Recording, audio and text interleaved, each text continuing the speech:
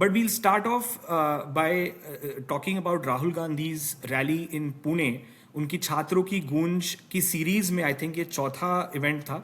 इसके पहले वो उन्होंने कोटा में एक रैली करी थी, मुझे लगता है देहरादून में एक और रैली करी थी, एक और कोई शहर में रैली करी थी, और ये चौथा उनका इवेंट है जो पुणे में हुआ. और it was unique in the sense कि वो ऑल विमेन इवेंट था. तो इसके बारे में लेट्स स्टार्ट. पार्थ, आप महाराष्ट्र से ही हैं, आप अभी यहाँ रहते हैं. आपका क्या क्या फीडबैक रहा है इस रैली के बारे में? Rally massive feedback, massive support, massive response. बहुत सारे लोग आए थे और जिस तरह से people were talking about it on social media, at least in Maharashtra, Marathi में जो लिख रहे थे अलग अलग फेसबुक पे, I thought that event was quite a hit. And when I heard that speech, I also felt like it was one of the most progressive speeches I have heard from a leading Indian politician.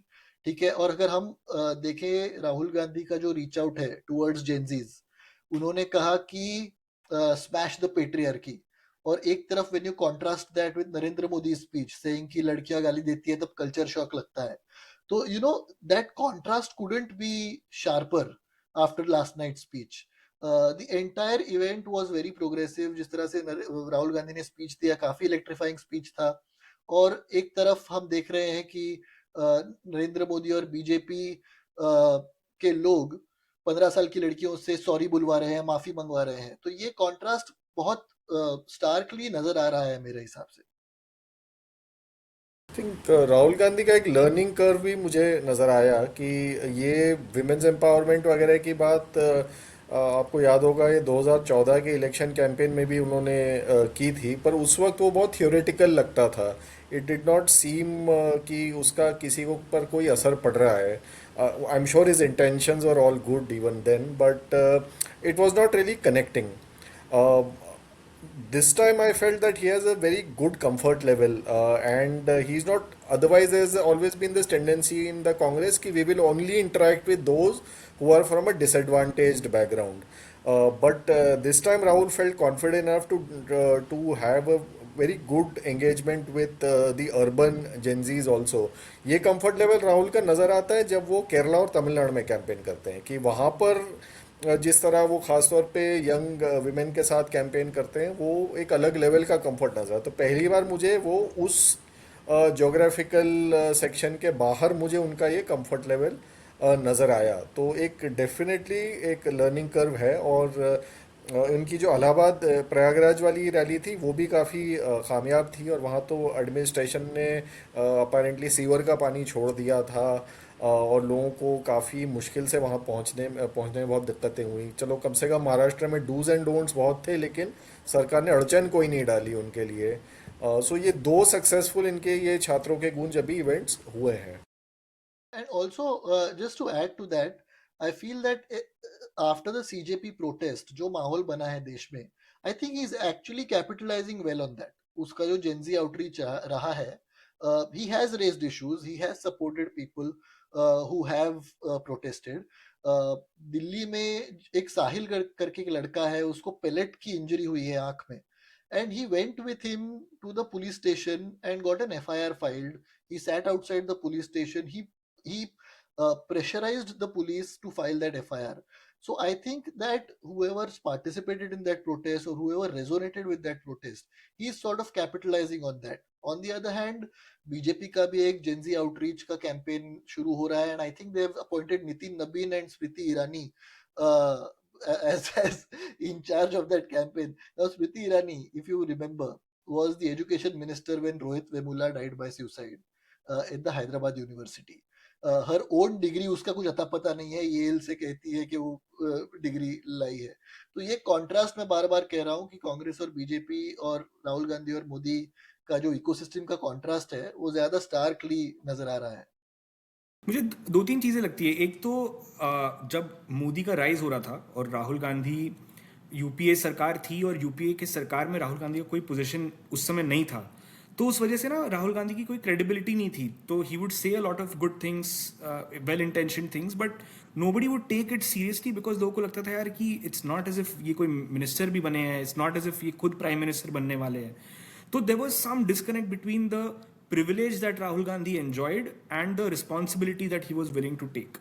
आज जो difference है उस राहुल गांधी और आज के राहुल गांधी में वो ये है कि he is now being the front face and taking leadership in his own under his own name in the last 2-3 years, and I think that is finally started to pay off dividend where people see अच्छा चलो खुद मैदान में उतर रहे हैं मोदी के खिलाफ. और दूसरी चीज मुझे लगती है कि Rahul Gandhi has consistently been like I have personally never found Congress politics to be appealing, लेकिन he has consistently been very progressive in what he says.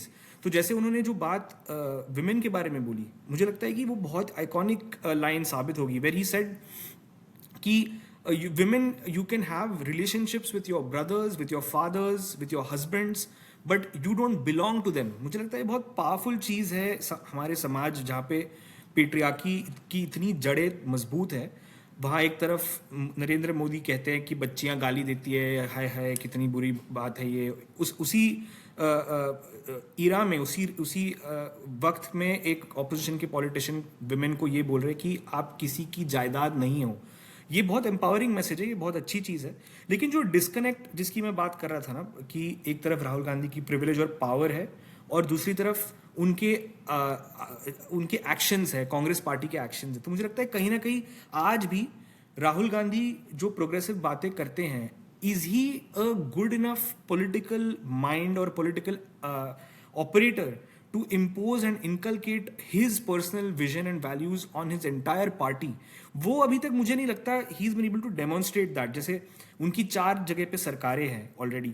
Karnataka जहाँ पे उनकी सरकार है, वहाँ पे एक भी वुमेन को उन्होंने कैबिनेट में नहीं लिया हुआ. It's a all mail cabinet. उनकी तेलंगाना में सरकार है, रेवंत रेड्डी, जो कई बार आपने देखा होगा बहुत ही भद्दे anti minority remarks Revanth Reddy के मुंह से निकले हुए हैं. और कभी राहुल गांधी को मैंने ये कहते हुए नहीं देखा कि रेवंत रेड्डी गलत है, या I have never seen any evidence of him imposing his I guess his writ on the organization. And it is a choice he makes, but I think in the future अगर उनको इफेक्टिव होना है तो उनको वो अपनी writ दिखानी पड़ेगी अपनी पार्टी पे, वरना वो अकेले कुछ बोलते रहेंगे और वो जो नेशनल उसका इफेक्ट है वो होगा नहीं, ऐसे मुझे लगता है. या आई थिंक कई बार कांग्रेस में ये इल्ज़ाम लगता है कि कांग्रेस की सेंट्रल लीडरशिप स्टेट गवर्नमेंट्स और स्टेट यूनिट्स के साथ ज़्यादा दखल देती है. पर मुझे इनफैक्ट राहुल गांधी, मल्लिकार्जुन खड़गे, सोनिया गांधी के इरा में तो मुझे उल्टा लगता है कि कई बार गुंजाइश होती है दखल देने की, जबकि वो देते नहीं हैं. मिसाल के तौर पर अभी सज्जन कुमार की डेथ हो गई, जो 1984 एंटी सिख पोग्राम में कन्विक्टेड थे. यानी ये भी नहीं कि अक्यूज्ड है, वो कन्विक्टेड आदमी है. अब उसके कन्विक्शन के बाद वो मर गया और उस पर दिल्ली कांग्रेस के ऑफिशियल हैंडल से कंडोलेंस दिया जा रहा है. हुड्डा फादर एंड सन दोनों कंडोलेंस दे रहे हैं. तो ये मुझे नहीं समझ आता यार कि आप एक कन्विक्टेड पोग्राम अक्यूज जो कत्ल कर चुका है आदमी, यानी कोर्ट में एस्टैब्लिश्ड है, और ये ऐसे केसेस हैं जहाँ पर कई लोग छूट गए हैं बिकॉज ये इतने पुराने केसेस थे, एविडेंस नहीं था, एडमिनिस्ट्रेशन कॉम्प्रोमाइज था. तो असल में तो गुंजाइश और भी लीडर्स को कटघरे में खड़े करने की थी, लेकिन जो बंदा कन्विक्टेड है आप उसके लिए यहाँ पे ट्रिब्यूट दिया जा रहा है. और इन लीडर्स के खिलाफ कोई एक्शन यानी कोई स्टेटमेंट भी नहीं दिया किसी सीनियर लीडर ने कि आप ऐसे यानी इस किस्म के बयान ना दे. It was left to the Punjab unit to make this statement. Subrinder Dhillon, Gurmehar Kaur, ऐसे लीडर्स जिनकी ज़्यादा सीनियोरिटी भी नहीं है, वेरी वेल इंटेंशन लीडर्स हैं, पर ये लोग कंडेम कर रहे थे. मतलब कायदे से ये किसी सीनियर लीडर की तरफ से आना चाहिए था कि जो हुड्डा कह रहे हैं ये उनका पर्सनल ओपिनियन है, और दिल्ली कांग्रेस को तो बाकायदा डिलीट करवा देना चाहिए था वो ट्वीट, क्योंकि वो एक ऑफिशियल हैंडल है एक पार्टी के यूनिट का. Yeah, that was quite a blunder, I thought. But I'm just thinking aloud. 2014 के पहले एक डिवाइड हो गया था. डिवाइड नहीं कहूंगा मैं, लेकिन एक तरह से बीजेपी को देखने का नजरिया बदल गया था और मोदी को देखने का नजरिया बदल गया था. How people treated BJP different from Modi, how Modi was sort of different and above BJP. तो अलग अलग यार्डस्टिक से जज किया जा रहा था. मैं ये पूछ रहा हूँ, आई am just asking, thinking out allowed, do you think that the Congress is also heading in the same direction, where in an increasingly presidential atmosphere, you will find Rahul Gandhi becoming more and more popular, and the actions of their junior leaders or state units get overlooked because he seems to be in control, or he has the authority or power to now sort of capture the imagination of the masses? नहीं, बिल्कुल यही possible है। जैसे अब पंजाब के election आने वाले हैं वेरी वेरी सून। ये टाइटलर वाला जो सॉरी सज्जन कुमार वाला जो हुआ है, उसका पंजाब में कांग्रेस को खामियाजा हो सकता है भुगतना पड़ जाए, बिकॉज काफी एक सिख का तबका भी है जो पंजाब में नहीं, कांग्रेस को वोट करता है। बट टेक्निकली पंजाब यूनिट ने कर दिया है ना अपोज, पंजाब यूनिट ने कर दिया खंडन, so they have some way to claw back into the elections by saying कि देखो हमने कर दिया है, या and that's how they are trying to maybe distinguish themselves by with other units, and that's how they'll play state by state, and nationally Rahul Gandhi becomes the face like Modi was in 2014, and the rest of the other party की जो गलतियां हैं वो नजरअंदाज कर देंगे क्योंकि Rahul Gandhi is sort of the presidential face. ये मैं I am just thinking aloud, I am just putting it out there for discussion.